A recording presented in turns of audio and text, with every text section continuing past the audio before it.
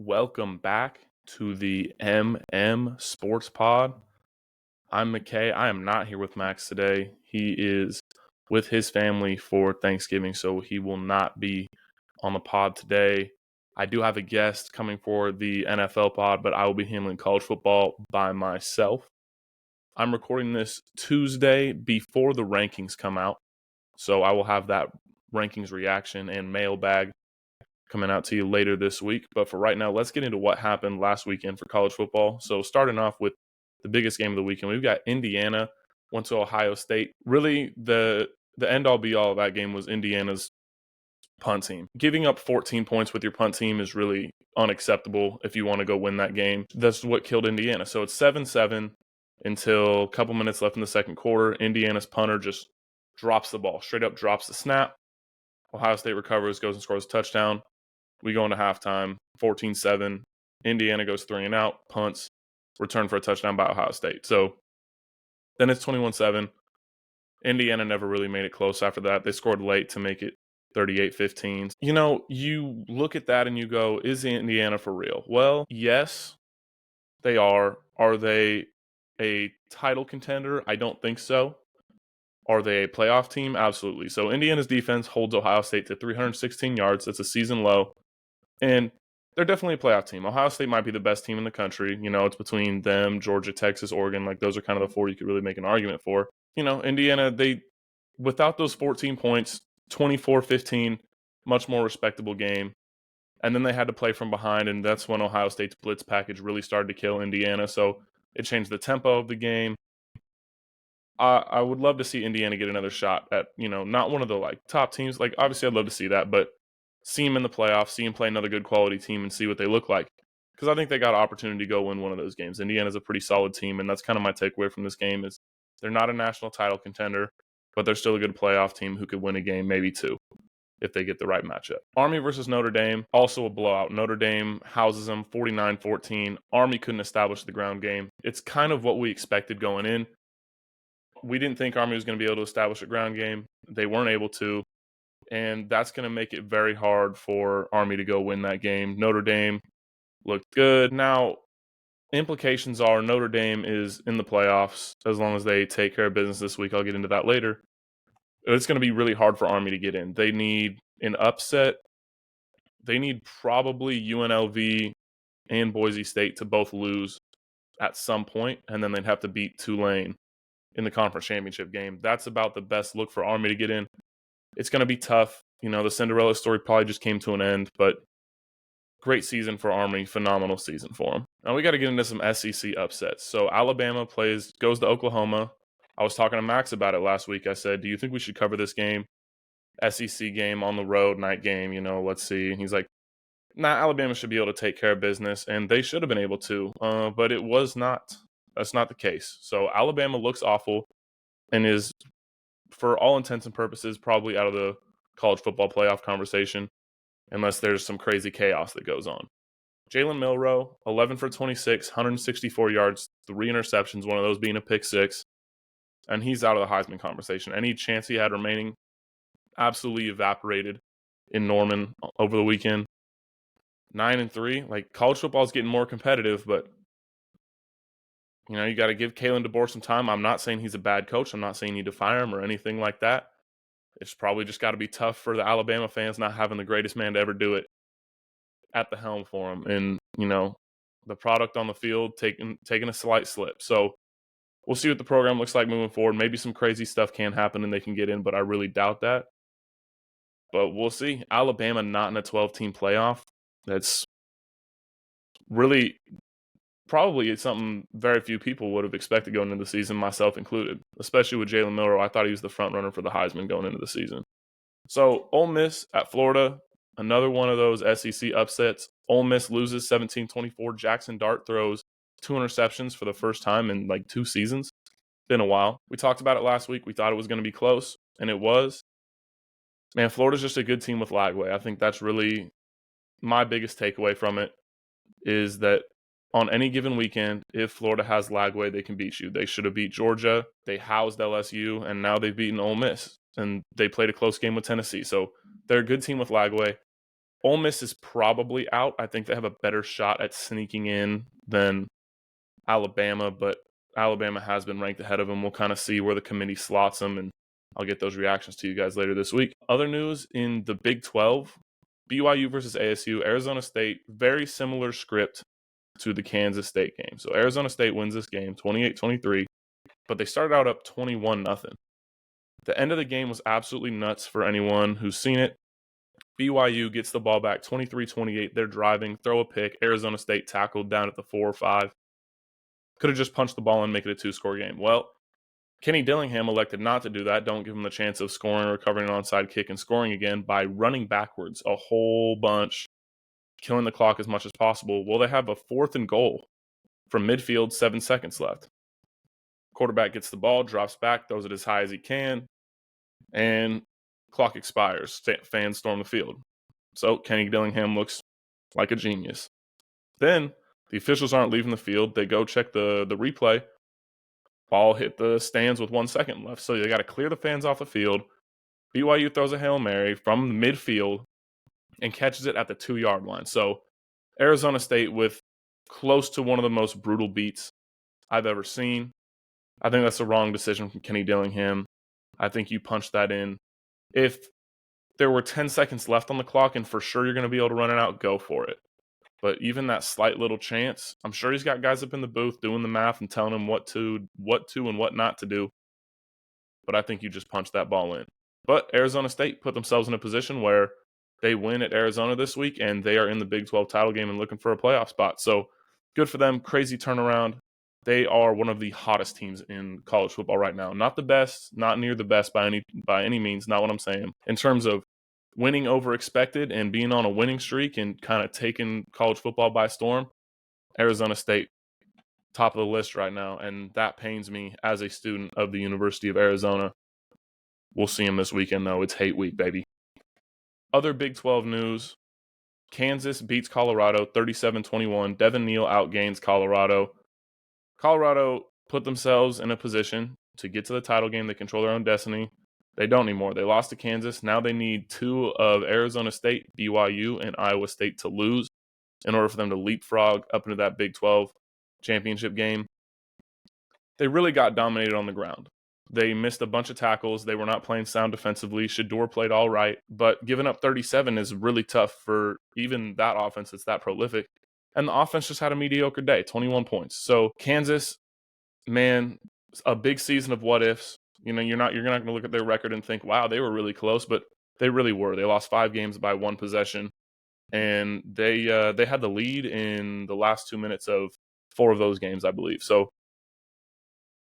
tough season for Kansas with a bunch of lofty expectations. Still can go get a bowl game if they beat Baylor this weekend. And as far as 5 and 6 teams goes, that's about as good as you're going to find. So that did create a pretty crazy scenario in the Big 12.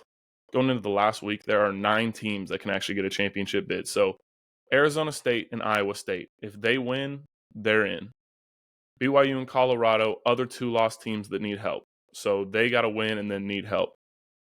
Then Baylor, Kansas State, TCU, Texas Tech, and West Virginia. All 3 lost teams in the Big 12. All of them can technically get into the championship game if everything breaks their way. Now, some of them, like I believe for all of them, even with a win, it's about a 1% chance that they do make it. But something interesting to watch, you got 9 teams looking for a spot in that title game. If something funky like that were to happen and we got like a West Virginia in the championship game, even if they won that game and were an 8-5 conference champ, I don't envision them getting in. I think a Tulane and a Boise State would get in over West Virginia. But if it was like a 9-4 Kansas State team that has the head-to-head against Tulane, they could still squeak in there. So interesting to think about. In terms of the SEC, Georgia is going to play the winner of Texas A&M and Texas. So moving on to my rankings for this week. Everything got shifted around. It's really tough to rank them. Big week for the ACC, not because they did anything special, but because the SEC did not. Oregon at 1, Ohio State at 2, Texas at 3, Georgia 4, Penn State 5, Indiana 6, Tennessee 7, Notre Dame 8, Miami 9, SMU at 10, Clemson at 11, and then I put Boise at that 12 spot. My next two, I've got Arizona State on the outside looking in at 13 and Ole Miss at 14. Arizona State not actually on the outside looking in because they would be a conference champ. How I have it set up right now, which would place them into the field, and that would bump Clemson out as not a conference champ. There's a bunch of different scenarios, and we'll get into it. So, a couple things here. Penn State, I have them ahead of Indiana. They looked better against Ohio State, and if they play it right now, I'd pick Penn State, and they're pretty close to the same team for me. One loss Big Ten team, haven't really played anybody except Ohio State, and they lost. Georgia, I have right behind Texas. I really thought about moving Georgia up to that 3 spot. They do have the 2 losses, which makes it tough, even though they do have that head-to-head with Texas. But I do have Georgia at my 4 spot. I have Tennessee in the middle of some one-loss teams. So they're behind Penn State and Indiana. I think Penn State and Indiana have just looked good, and they've taken care of business against the bad teams, which is not the same as Tennessee. So Tennessee lost to Arkansas. However, I do have them ahead of one-loss Notre Dame, Miami, and SMU. And this is because Notre Dame's loss to NIU is terrible, and Tennessee's win against Alabama, while it looks a little bit worse now, still a good win. Still a good win. Miami lost to Georgia Tech. That's a bad loss. They don't really have any quality wins. Their best win is maybe Florida. They stomped Florida, but Florida has gotten stronger as the season's gone on. The early season win against Florida doesn't impress me that much. And SMU, their loss is to BYU, which not that bad of a loss, so you can make an argument for SMU. The problem is they don't have any big wins of note. So I think Louisville is their best win, and that's a 7-4 football team. So, good wins are tough to come by in the ACC, especially when Miami, SMU, and Clemson never played each other, which is why they're all able to kind of bunch up there at that 9, 10, and 11 spot. And at the end of the day, I think if Tennessee were to play any of those teams, I would pick Tennessee. And then Boise State, pretty self-explanatory at that 12 spot. So going into next week, who can lock up a playoff spot, or who already has locked up a playoff spot? So already in for me is Oregon and Ohio State. I think no matter what happens the rest of the season, they could lose their remaining games that they play. I think Oregon and Ohio State are both in. Next is my win and in category. So if you win this week, no matter what happens in the conference championship games, you're in. If Texas wins this week, they'll be 11-1. Even if they lose to Georgia, they will still be in. Indiana, if they win, I don't envision them making the Big Ten championship game. Same with Penn State. I think both these teams win this week, and they're in because Ohio State has the head-to-head against both of them, and Ohio State will play Oregon. Those teams will be 11-1 and get in. Even if Ohio State were to lose and one of those teams were to get in, I think losing to Oregon and being a 2-loss team does not take them out of the top 12. Notre Dame, if they win, they're 11-1. They'll be in despite that inexcusable loss to NIU. And Tennessee, if they win, they're in because they don't have a chance to lose again. So if they win, they take care of business. They don't go to the SEC title game. So they'll be 10-2. They'll be a 2-loss team. And, I think just given what's happened around college football, you feel pretty good. Even if they get slotted behind all the one-loss teams, I still think they're slotted above Clemson, and that would put them at the 10 spot. And you can make a really good argument that, no matter what happens, as long as Tennessee wins, that they will be in. There's not really that many opportunities for teams to jump up ahead of them. Then we have the win and probably in category.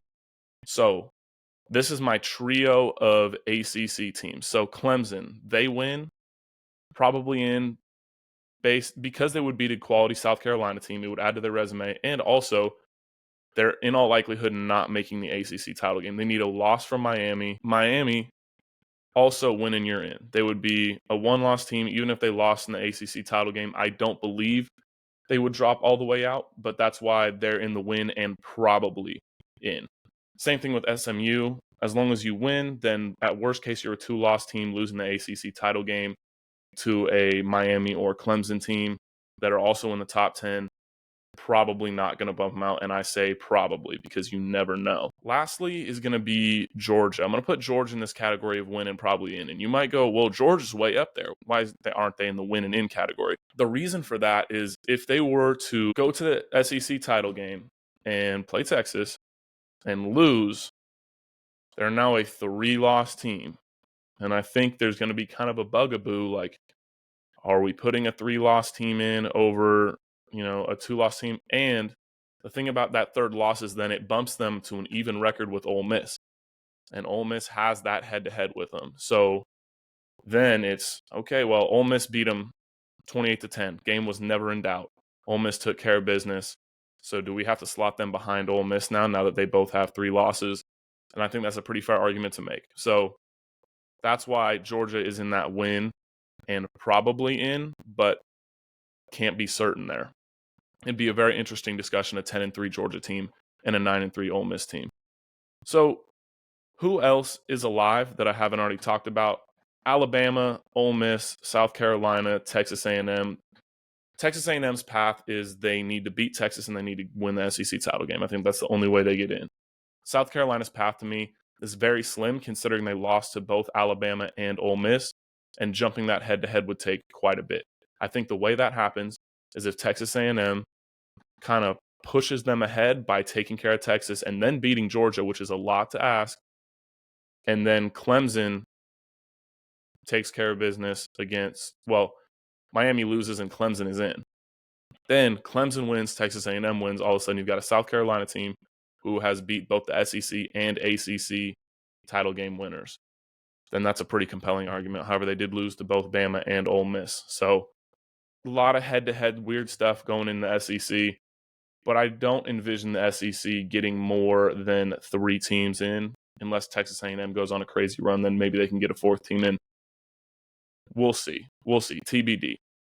In the Big 12, I think the only teams that are really alive and have a good shot at Arizona State, Iowa State, Colorado, BYU, and K-State. Now, there are 4 other teams that can make and win that title game, but I think they would be behind the winner of Tulane and Army in the rankings and therefore would not qualify for the title game. Now, granted, very small percentage chance that any of those teams makes it, but if it were to happen, I think they still wouldn't go to the playoff.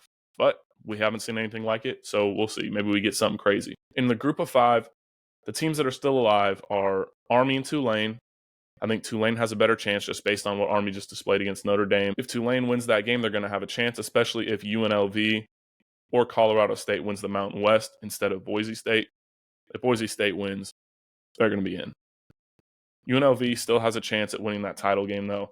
If they do that, then it's going to be a real toss-up between them and the winner of Army and Tulane. We'll see. So, a lot of things to think about.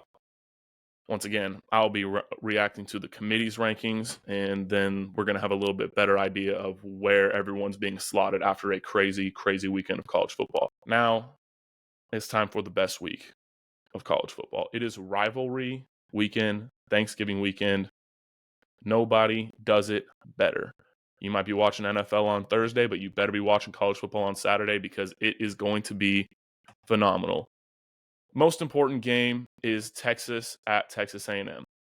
Texas is looking for their first ranked win of the season. That's right, their first. For as tough as they say the SEC is, Texas does not have a single ranked win. They played one team, lost 30-15 at home against Georgia. That's why I'm skeptical of Texas. They still have not beat a really high-quality opponent. They've got some wins against some 6-6 teams like Michigan, Vanderbilt, but man, just look at the resume. I know they're Texas. I know they're supposed to be back. They look good, but the resume is not very good. It's honestly pretty comparable to an Indiana or a Penn State. And I think people just don't really want to look at it that way for whatever reason. End of the day, the winner of this game is going to go to the SEC title game and play Georgia. Texas A&M is coming off a tough quadruple overtime loss to Auburn 43-41. But that doesn't matter if they can go ahead and win this game. Then that game no longer matters. College Station will be jumping. We are at Texas A&M. It's a night game. Texas A&M has thrived at home, except for their game against Notre Dame in week 1. And Texas, the only times they've really struggled this season, besides that Georgia game, have been on the road. Now, I don't want to make it seem like they play terrible on the road or anything. They've only actually had 3 road games this year. So 3-point win at Vanderbilt. That game was close. 10-point win at Arkansas. 3-point game in the fourth quarter with about 6:22 left, I believe. and 19-point win versus Michigan where they dominated early. So, when Texas has struggled, which has been few and far between, it has been on the road. So, just something to think about. Texas A&M's defense has looked pretty suspect the last couple of games. The biggest one that's going to come to mind there is going to be that 44-point performance from South Carolina where they won 44-20. I expect Steve Sarkisian and Quinn Ewers to be able to take advantage of that opportunity to be playing a defense that seems to be kind of reeling. I love night games. I think the fact that it is a night game at Texas A&M, probably the biggest game there since the Johnny Manziel, Mike Evans beating Alabama game. I think because of that, they've got a shot. But I think Texas has been there before in terms of just playing in really high importance games. I think Steve Sarkisian is going to be able to dissect that defense, and I think Texas is going to win this game 31-23. Other ranked game, only 2 ranked games this week. The other one is Clemson versus South Carolina. Clemson is a 2.5-point favorite. Clemson looked dominant in the middle portion of the season, but their defense has been a little susceptible lately. They had that close game with Pitt, and just haven't really looked great. South Carolina is hot. They're really hot. 5 straight. Their last loss was that 2-point game to Bama where they missed a field goal, they missed a 2-point conversion, and recovered an onside kick and still couldn't get it done. But I expect them to be able to take advantage of a Clemson defense that has kind of been reeling as of late. 33 points to Louisville, 31 points to Virginia, and then 20 points to Pittsburgh in their last 3. So are the games that come to mind when talking about the susceptibility of the defense. They did only give up 14 to Virginia Tech, which that's not that bad of a look. But even earlier in the season, they showed a little bit of susceptibility with things like 34 points to Georgia and 35 points to NC State. I expect the explosiveness of South Carolina's offense to be the difference in this one. Their athletes on the perimeter are just really good. Their quarterback, phenomenal. Running back, very explosive. And the wide receivers on the outside can make big plays as well. So they don't just need to be methodical. They can make big explosive plays. I expect their defense to not play phenomenal. I think Clemson's going to be able to put up some points on them. But I see South Carolina actually winning this one 34-27. Last game I want to talk about, Kansas State at Iowa State. So Iowa State clinches a Big 12 championship spot with a win here, and Kansas State is still technically alive. So they're both playing for, a spot in the playoff technically. Kansas State is like a 1% chance even if they win, but still a chance. Never say never. Iowa State has been a pretty middle-of-the-pack team recently. Their last 5, 33-point win against UCF, 1-point loss to Texas Tech, 9-point loss to Kansas on the road, which was not nearly as close as the score indicates. Then they beat a reeling Cincinnati team by 17, and then went to Utah and only beat a struggling Utes team by 3 with a late touchdown. Kansas State, they've been kind of doing the same thing where they haven't looked great as of late. They had back-to-back losses, one of those being to Houston, the other one to Arizona State. And then they bounced back last week with a 41-15 win versus Cincinnati. It's a night game. It's at Iowa State. That's why I'm leaning Iowa State in this one. I'm going to pick them 27-24. I think the key to the game here is going to be Avery Johnson, which you might say, that's the most cliche thing I've ever heard. The quarterback's the key to the game. His legs are the key to the game, really. Is he capable of escaping the pocket and being productive even when his throws aren't there? Because when we see him struggle running the ball and that threat isn't there, his ability to throw the ball has not been, as good as I'm sure their coaching staff or Avery Johnson have, really had hoped going into the season. So his legs are going to be the key to this game. Like I said, I got Iowa State winning this game by 3. That's a push on the spread. That game scares me to touch from a betting perspective. But ISU money line, I like it because they're at home. I expect them to clinch a spot. Now, other games, there are a bunch of games that have impacts this week. So I'm going to take you guys into what I like to call the chaos meter. So the chaos meter is how likely is this upset to happen? So a 1 on the chaos meter is going to be it's not going to happen. Don't get your hopes up. It would take something crazy. A 2 is they have a puncher's chance, but I don't see them pulling this one off. A 3 is, yeah, they've got a good chance to pull this one off. It's, they got a 40% to 50% chance of really going and winning this game. They really got an opportunity to go pull off this upset. And 4 is me picking them to win outright and confidently saying that. You could have someone in the chaos meter with a 3 and pick them. They got a 4. I'm feeling confident that they're going to go win that game. I think that's a greater than 60% chance that they go win that game. All of these games that I'm going to tell you are 1s. Don't get excited. This upset is not happening. Oklahoma State at Colorado, Mississippi State at Ole Miss, Georgia Tech at UGA, Washington at Oregon, Michigan at Ohio State, Maryland at Penn State, Purdue at Indiana, Nevada at UNLV, and Houston at BYU. Those games will not be upsets. If there are, I don't expect them. If there are upsets this weekend, which always happens, you never know in rivalry games, but if you see them, I don't expect them to come from this. If you notice, a big trend here is that the good teams at home, I really expect them to take care of business. Next, I'm going to move into my 2. So teams that got a puncher's chance, but I don't see it happening. Tennessee at Vanderbilt, UTSA at Army, Auburn at Alabama, Miami at Syracuse, California at SMU, Arizona State at Arizona, and Memphis at Tulane, which will be on Thanksgiving. So what I'd like to highlight here is Miami at Syracuse. Syracuse is 8-3. I think they're going to have an opportunity to win this game. I don't think they can pull it off, but keep your eye out, right? It's going to be on Cam Ward. Does he go crazy? If he doesn't, which he always does, if he doesn't, Syracuse is going to have a chance. They've got the transfer from Ohio State, Kyle McCord. So Syracuse has been playing all right recently. They beat UNLV, so they've shown the ability to beat good teams. I don't see it happening, but it could. It's rivalry weekend. You never know. The other one is Arizona State at Arizona. Being a student at the University of Arizona, I can tell you everyone here is fed up with our football team. We had high expectations going into the year, have not performed. That being said, we have one of the best players in college football, and that's Tetairoa McMillan. He's 3rd in receiving in the entire country. He toasted TCU last week in a 28-49 loss, which sounds ridiculous to say because they lost, but he was nuclear. He played unbelievable.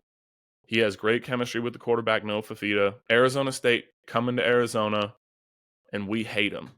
The only game we've cared about as a fan base for the last 3 weeks has been this game, especially seeing how Arizona State's been playing so well.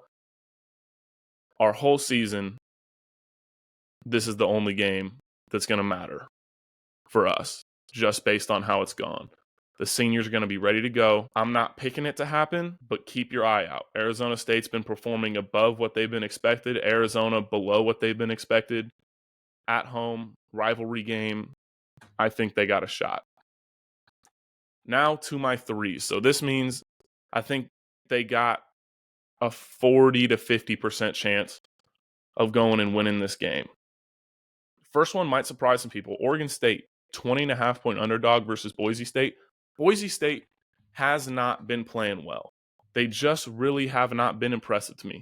They're coming off a 13-17 win versus Wyoming. Not that impressive. They had a 1-possession game against Nevada a couple weeks ago. San Jose State game that they won was not that impressive. So really just a team that hasn't been showing the highest quality of football as of late. And an Oregon State team that I think strategy-wise is going to be able to muck it up with them a little bit in terms of just being able to control the ground game, being able to just play in the trenches and hold Ashton Genty and make their quarterback beat them. Oregon State, they're really up and down. They've shown the ability to put up points. They've shown the ability to score no points. So you might get a garbage Oregon State team, but you might get one that is kind of built to beat Boise State as much as a 5-6 team can be. I love Oregon State plus 20.5. It's one of my favorite bets of the week. And at plus 750, that's not a bad money line bet in terms of value. Put a couple bucks on it, see if you can win 15. My other three is going to be Notre Dame at USC. Every time Notre Dame goes to USC, it's close. Every single time. I don't know if you guys remember, but in 2020 they went, and they were a big, big favorite. They only won by 7. USC couldn't recover an onside kick. Notre Dame ends up going to the playoff. USC is a quality team. They're not really, really good, but they've shown that they can win big games. Their win against LSU is impressive. Played a close game with Penn State. They beat they beat UCLA, who's been playing well, and they beat Nebraska in the last 2 weeks. So a team that can go play with quality teams and go win some games. And they're at home, and it's rivalry week. Notre Dame coming off a big win. They know this is the last game they need, so they're not looking forward to a conference championship game. They're not looking ahead too much. But the one time Notre Dame did look susceptible this season, other than the abysmal loss to Northern Illinois, was when they played Louisville against a quarterback who could really sling the ball in Tyler Shuck. And, USC does have the ability, Lincoln Riley does have the ability to scheme up a way to carve up a defense. It's 7.5-point spread. You got to wonder, do they really have a shot? I think so. I think they got a puncher's chance. I'd love to see it. I want them to knock Notre Dame out, but we'll see how it goes. I have no fours. I have no confident picks for upsets this week, unless you count South Carolina. Clemson's only a 2.5-point favorite. So if you want to consider an upset, go ahead and put South Carolina in that 4 category. It's going to bring me to my best bets of the week. So Missouri, Arkansas, over 54.5. Missouri puts up points. Arkansas can put up some points. Both their defenses have been pretty suspect recently. Missouri last week puts up 40, gives up 20 to Mississippi State. 30-34 against South Carolina, 23-30 against Oklahoma in their last 3. And Arkansas can put up points. So I like that line. Utah, plus 9.5 at UCF. Utah has been playing well recently. This is more of a referendum on Utah than UCF. I just think UCF's a pretty middle-of-the-road Big 12 team. And Utah, the last few weeks, has been doing some good things, right? They just played Iowa State to a close game. They played BYU to a close game. They did get smoked by Colorado, but I don't think UCF is nearly the quality team that Colorado is. So Utah plus 9.5. I expect them to go win that game. And I believe that would make them bowl eligible, so they do have something to play for. So Utah, going to go take care of business, plus 9.5. Don't love them on the money line considering they're on the road, but plus 9.5 I do like. South Carolina, money line, plus 120 at Clemson. I talked about that. Kansas, money line. Somehow they're a road dog to Baylor. Don't love that line from Vegas. I love it from my pockets. Kansas State is a money line plus 100, so you're getting even money betting Kansas here. They're hot. Baylor's been playing pretty solid, but I think you ride the hot hand here. Kansas has been playing phenomenal. They're beating teams that are better than Baylor. I expect them to beat Baylor. Another one I like in the Big 12, TCU -3 at Cincinnati. TCU's been playing better ever since they started using Savion Williams more. That guy is an absolute athlete. So definitely pay attention if you just like watching quality players make quality plays. Savion Williams is a dog. Cincinnati has been reeling. They have, the last 2 weeks, 41-15 against Kansas State and 34-17 lost to Iowa State. So they don't look good against good teams. I think TCU is one of those teams that's going to be able to play them well. I get that it's at Cincinnati. I don't care. Give me TCU. I think they're able to go take care of business. My last one I talked about, Oregon State, plus 20.5 at Boise State. I love that one as a little part to throw into parlays. I love the money line. If you want to take a shot at it, you can go ahead and put that. I would keep that outside of your parlays, considering it's such a risky bet. But at plus 750, I think they have a better chance of winning it than 1 out of every 7.5 games. So I think the value is there to bet Oregon State money line, even if it's just a couple dollars to see if you can get lucky there. So that is going to do it for me this week. I appreciate you guys listening. I know I had no Max to balance me out, but I appreciate y'all tuning in, and go make some money this weekend.